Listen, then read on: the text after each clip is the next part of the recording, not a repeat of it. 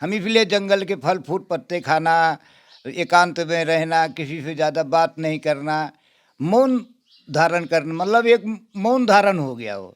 मैं भगवान से यही प्रार्थना करता हूँ, हे भगवान, मेरे माता पिता, मेरे कुल परिवार का मुझे दर्शन दो, और मेरे सब का जो भी हमारे हैं, सब संसार ही हमारा है, हमारा परिवार है, संसार का सबको भगवान उद्धार करो, सबका उद्धार करो। गुरु तत्व समझ के इनकी सत्संग ले रहा हूँ।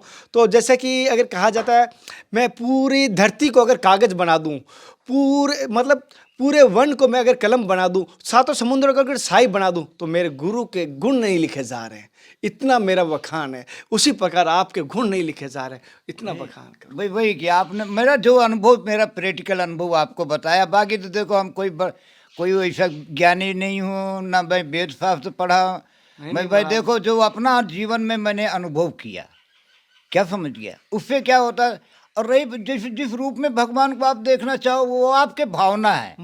नमस्कार दोस्तों, जनता की आवाज़ में आप सभी का स्वागत करता हूं। मैं कन्हैया शर्मा। जैसे कि आपको संतों की सीरीज में मैंने आपको उत्तराखंड के दर्शन करवाए, ब्रज के दर्शन करवाए, काशी के संतों के दर्शन करवाए। आज मैं आपको फिर एक बार राजस्थान के कुछ पहाड़ों में, जो पहाड़ हैं, जंगल तो कम है, राजस्थान में पहाड़ ज़्यादा है, पहाड़ों में जो संत है ऐसे, जो बिल्कुल भी आज 60 सालों से अन्न ग्रहण नहीं किए हैं, जंगलों के पत्ते फूल खा के, फल खा के हैं, और साथ साथ में ज़्यादा से ज़्यादा वो एक आलू खाते हैं, और 8-60 साल के, और उनको इसीलिए आलू वाले बाबा जी कहते हैं, आलू बाबा के नाम से जानते हैं।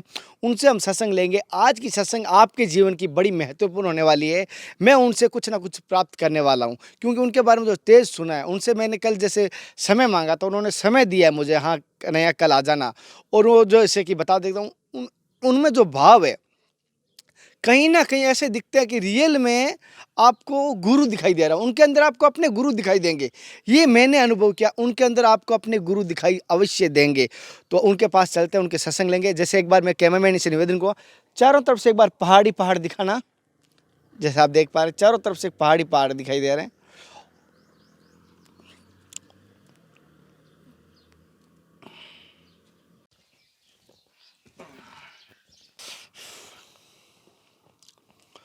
और एक बात और कह देता हूँ, जैसे कि कहा जाता है कि एक तरफ तो गुरु गोविंद दोनों खड़े, काके लागू पाई, बलिहारी गुरु आपने गोविंद दिल मिलाए। जी, भगवान से भी बड़ा गुरु का दर्जा माना गया है। और आज हम इसी प्रकार के बहुत सारों के गुरु हैं, और उनके अंदर मैं अपना गुरु का तत्व समाहित होकर उनके आज सत्संग सुनूंगा। आप भी उनसे सत्संग सुनो, अपने गुरु के तत्व समाहित होकर सुनना, और कोशिश करेंगे उनसे सत्संग लेंगे, उनसे आशीर्वाद लेंगे। चलते हैं उनके पास।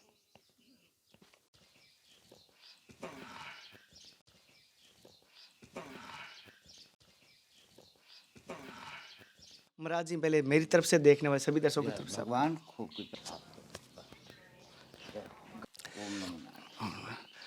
महाराज जी, जैसे कि आज के टाइम में देखता हूँ कि लोग मठों की तरफ है, मंदिरों के आसपास आश्रम बना के रहते हैं, लेकिन आप एकांत में जंगल में छोटी सी कुटिया बना के रहते हो। तो सबसे पहले एक आकर्षित होता है कि क्या कारण है कि वहाँ पे जनता मिलती है आराम से, लेकिन यहाँ पर देख रहा हूँ सुनसान एकांत एरिया। तो जैसे बड़े बड़े मठ छोड़ के आप जंगलों में, पहाड़ों में क्यों रहते हैं? कारण मैं इसलिए रहता हूँ कि मेरे एकाग्र होने के लिए। अब वहाँ पे रहेंगे तो सबका मिलन होगा, सबके दिमाग, सबके अलग अलग सोच विचार रहते हैं, तो वहाँ पे गति एक गति नहीं हो पाता है। अगर जंगलों में रहेंगे तो वहाँ पे क्या होता है कि खाने पीने का हर चीज़ों का कंट्रोल हो जाता है, और एकाग्र हो जाता है, दिमाग जो है एकाग्र रहता है। और भीड़ भाड़ में रहोगे तो आपको वो कुछ भी बोलेगा, वो कुछ भी बोलेगा। हर इंसान का अपना अपना सोच विचार है ना। उससे दूर रहने के लिए हम लोग जब एकांत में रहते हैं। अगर हम भी कोई भजन करना चाहते हैं, घर में भी एकांत अगर कमरा बना के जहाँ रह सकता है। अब देखो, ऐसा तो जंगल अपना मन होता है। अपना मन जंगल है, अपने मन को जंगल आप बना लो, कहीं भी रहो, आपको कोई दिक्कत नहीं है। भरे बाजार में रहो, भरे उठा में रहो, कोई दिक्कत नहीं है। मन जंगल होना चाहिए, बस मन को कंट्रोल होना चाहिए। और ये क्या होता है, स्टार्ट में तो थोड़ा दिक्कत होता है, इसीलिए हम लोग जंगलों में थोड़ा जाते हैं। अब हमारा जैसे हम पहले जंगलों में रहा है ना, इसलिए रहा कि हम सिटी में रहेंगे तो वहाँ हर व्यक्ति हर अपने अपने विचार करेगा, तो हमारा गति उस तरफ लगेगा। सत्य। अब वहाँ पे तो कोई बात करेगा नहीं, हम इसलिए जंगल के फल फूल पत्ते खाना, एकांत में रहना, किसी से ज़्यादा बात नहीं करना, मौन धारण करना, मतलब एक मौन धारण हो गया वो। जितना ही लोगों से मिलोगे उतने अलग अलग बातें करेंगे तो आपका दिमाग उसमें जाएगा। इसीलिए हम लोग जंगलों में रहते हैं, खाने पीने कंट्रोल रखते हैं कि जीना सीखो, है कि नहीं। स्वावलंबी बन जाते हैं कि हम लोग इसलिए जंगल के फल फूल पत्ते खाता हूँ, है ना। हम भी वैसे 60 साल हो गया मुझे। पहले मैं महाराष्ट्र में रहता था, नासिक त्र्यंबकेश्वर महाराष्ट्र में घूमता फिरता था। तो ऐसे में किसी किसी की संगत में नहीं किया मैंने। अच्छा। संत महात्माओं से मतलब सबसे अलग रहा। अच्छा। कारण क्या है कि ये अगर इन सबके संगत में रहेंगे तो उनके विचार, उनके सोच, उनके सबके अलग अलग है, सबके कर्म, सबके विचार अलग अलग है। तो मैं सब इसीलिए सबसे अलग रहा। क्या समझ गए, बस अपना कंट्रोल के लिए, बाकी सब कुछ भी नहीं। अब तो चलो कोई बात नहीं, अब तो इतना कंट्रोल हो गया कि लाखों करोड़ों में रहो, अपने कोई दिक्कत ही नहीं, अपना एकांत रहता है। महाराज आप बाल्यावस्था से सन्यासी बन गए या गृहस्थी के जीवन पालन करके आए? नहीं, मैं तो 10 क्लास पढ़ रहा था। पढ़ने के बाद में मेरा बचपन से मेरी इच्छा थी अच्छा। कि मैं ऐसी तपस्या करूं। मैं सुनता था, हमारे घर में कुलगुरु हमारे आते थे तो सब सुनता था। भागीरथी जो है अपने कुल परिवार को तारने के लिए जो है गंगा को लेके आए, तो मेरे मन में बहुत भाव रहता था, उत्पन्न हुआ कि मैं भी ऐसी तपस्या करूं कि मेरे माता पिता, मैं भगवान का दर्शन करूं और मेरे माता पिता, मेरे देखो माता पिता धन माया कमा सकते हैं हमारे पीछे उनका जीवन, लेकिन भगवान का नाम नहीं ले सकते। तो मेरे मन में ये था कि मैं ऐसी तपस्या करूं कि मैं भगवान का दर्शन करूं और मेरे माता पिता का दर्शन कराऊं। मेरे जो कुल परिवार के हैं, हजारों बरस के जो भी हैं हमारे पूर्वज, उन सब का उद्धार हो। भगवान से प्रार्थना करता हूँ, हे भगवान सबका उद्धार हो। हमारे कुल परिवार करने पूरे, हमारा परिवार तो पूरी दुनिया ही हमारा परिवार है। क्या भाव महाराज। हमारा तो पूरी दुनिया ही हमारा परिवार है। सबका भगवान, सबका उद्धार करो, सबके अच्छे सोच विचार दो, सबको अच्छे भाव दो, एकता बनाओ सबका। हमें धर्म मजहब में कभी किसी से नहीं, जाति धर्म मजहब कोई भी हमारा नहीं, हम सब पे हमारा सब परिवार है। महाराज जी जैसे कि मैंने सुना है यहाँ पे संतों से, गाँव वासियों कि आप बिल्कुल भी अन्न ग्रहण नहीं करते हो, बिल्कुल भी। जी हाँ, मैं अन्न ग्रहण नहीं करता। मैं करीब लगभग 60 साल के लगभग हो गया। मैं जंगल के फल फूल पत्ते खाता हूँ। इस जगह क्या है, यहाँ पे राजस्थान में अभी इस जगह कोई जंगल तो है ही नहीं, इसलिए मैं सिर्फ आलू ही खाता हूँ। पहले भी आलू ही खा लेता था, गाँव में कभी मांग लिया, आलू लेके जंगलों में चला गया, महाराष्ट्र में उधर भी, तो फिर आलू ख़त्म हो गया। जंगल के फल फूल पत्ते खाया, फिर कभी मूड आया, तो ऐसा ही अब यहाँ पे भी वैसे ही, यहाँ पे सिर्फ आलू खाता हूँ बस, सिर्फ इसके सिवा कुछ भी नहीं। तो महाराज इतना बड़ा त्याग, आज इतना बड़ा त्याग कहते हैं कोई, मैं सोच भी नहीं सकता इतना बड़ा आपने जीवन में त्याग किया। एक तो आपने हर चीज़ मोह माया त्याग दी, अब अन्न फल फ्रूट सब त्याग दिया, तो इतने बड़ा त्याग की भावना कैसे उत्पन्न हुई हृदय से आप? देखो बस मेरा एक ही उद्देश्य है कि मैं अपने कुल परिवार, अपने माता पिता, मैं भगवान का दर्शन करूं। ये जीवन हमेशा नहीं मिलेगा, भगवान का दर्शन करूं मैं, और मेरे माता पिता का और मेरे कुल परिवार का सबका उद्धार हो बस। बाकी मेरा कोई उद्देश्य, मुझे ना धनवान या मैं बड़ा संत हूँ मेरे पास कोई आए, मैं चाहता ही नहीं। मुझे सिर्फ भगवान के सिवा मेरे पास कोई लालच नहीं है। ना मैं बड़ा संत हूँ, ना मैं तो भगवान, मैं तो एक इंसान हूँ बस। महाराज ये ऐसा ही भाव मेरे रहते हैं कि कभी मैं दर्शन कर पाऊंगा कि नहीं पाऊंगा इस शरीर के साथ। कभी कभी ऐसा होता है कि तड़पता हूँ, वो कभी हो पाएगा क्या ऐसा दर्शन? देखो भावना आपका भाव रहेगा तो भाव का ही भगवान है, भाव से ही भगवान है। यही जो आपका भाव है ना, यही भगवान का रूप है। भगवान ने आपको जो ये आंसू बहा रहे हो ना, यही प्रेम, यही भाव सबसे बड़ा। मैं भी यही करता हूँ, हम भी भगवान के लिए ही रोता हूँ, भगवान मुझे दर्शन दो, मेरे माता पिता, मेरे परिवार का सबका उद्धार हो। जो भी हमारा तो परिवार पूरी दुनिया है, हे भगवान। मैं भी यही प्रार्थना करता हूँ, हे भगवान मुझे, हालांकि भगवान की बहुत कृपा है, भगवान को करने से, देखो मेहनत करोगे तो फल तो भगवान देता ही है। मैं भगवान से यही प्रार्थना करता हूँ, हे भगवान मेरे माता पिता, मेरे कुल परिवार का मुझे दर्शन दो, और मेरे सब का जो भी हमारे हैं, सब संसारी हमारा है, हमारा परिवार है, संसार का सबको भगवान उद्धार करो, सबका उद्धार करो बस। जैसे कि ये भाव ओनली फॉर संतों में आता है कि जन का कल्याण हो, प्राणियों में सद्भावना हो और सभी को अपना परिवार समझना, संतों से सीख रहा हूँ। और इनकी जो ललासा वो सेम टू सेम ललासा मेरी है। कब मुझे दर्शन, मैं कभी भी ढूंढता हूँ कि किस रूप में कब वो दर्शन देगा। सुबह से लेकर शाम तक मन में रहता है कि इतना ही हो चाहिए। दृष्टि में मुझे पेड़ दिखता, सोचता हूँ भगवान के रूप में कहीं नहीं, मैं जो सुन रहा है अभी हम बात कर रहे हैं वो कहीं ना कहीं इस पेड़ के अंदर समाहित होकर हमारी बात सुन रहा है। कण कण में भगवान है, भगवान तो कण कण में है, सब भगवान का ही तो रूप है, सब भगवान का ही रूप है। हम कहाँ ढूंढ रहे हैं, सब भगवान तो हमारे साथ में ही है, हमारे अंदर। हम ही भगवान के रूप हैं, आप ही भगवान के रूप है, सब में भगवान है, कण कण में भगवान है। जैसे कि महाराज जी ने, गुरु जी ने कहा है कण कण में भगवान, ये सत्य है। और महाराज जी ने, महाराज जी आपको कभी ऐसा दर्शन या अनुभव तो हुआ होगा कभी ऐसा इस 60 जरूर जरूर, बहुत अनुभूत हुआ। भगवान ने बहुत कुछ, हम सूर्य त्राटक करता था।